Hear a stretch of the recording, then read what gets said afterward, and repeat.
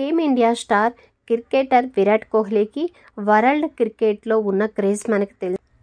అద్భుతమైన ప్రదర్శన చేసి విరాట్ కోహ్లీ ఎప్పుడూ జట్టు విజయాలలో కీలక పాత్ర వహిస్తూ ఉంటాడు అని చెప్పాలి. ఎంతోమంది లెజెండరీ ప్లేయర్స్ కెరీర్ కాలం మొత్తంలో సాధించిన రికార్డులను అతి తక్కువ సమయంలోనే బద్దలు కొడుతూ ఇక అరుదైన రికార్డులు సృష్టిస్తూ ఉంటాడు. అందుకే విరాట్ కోహ్లీని అందరూ రికార్డుల రారాజు అని పిలుచుకుంటూ ఉంటారు.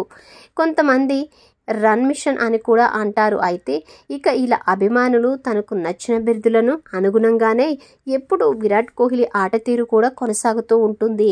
క్లిష్ట పరిస్థితుల్లో భారీగా పరుగులు చేసి జట్టును ఆదుకోవటంలో ఎప్పుడూ కోహ్లీ ముందుంటాడు అని చెప్పాలి. ప్రస్తుతం భారత జట్టులో సీనియర్ ప్లేయర్గా కొనసాగుతున్న విరాట్ కోహ్లీ త్వరలోనే రిటైర్మెంట్ ప్రకటించబోతున్నాడు అంటూ వార్తలు వస్తున్నాయి. అయితే ఈ రిటైర్మెంట్ వార్తలపై స్పందించిన కోహ్లీ ఆసక్తికరమైన వ్యాఖ్యలు చేశారు. ఐపీఎల్ 2024 ఆరెంజ్ క్యాప్ విన్నర్గా నిలిచిన కోహ్లీ ఓ ఇంటర్వ్యూలో మాట్లాడుతూ ఈ సీజన్లో నా ప్రదర్శనపై సంతృప్తిగా ఉన్న జట్టు మాత్రం ఒడిదుడుకులు ఎదుర్కొంది. రెండో హాఫ్లో వరుసగా మ్యాచ్లు గెలిచి ఫలితం లేకుండా పోయింది. ఈసారి బలంగా తిరిగి వస్తామంటూ కోహ్లీ చెప్పుకొచ్చాడు. 2025లోనూ ఇదే ఫామ్ కొనసాగిస్తాను అంటూ తెలిపాడు విరాట్ కోహ్లీ.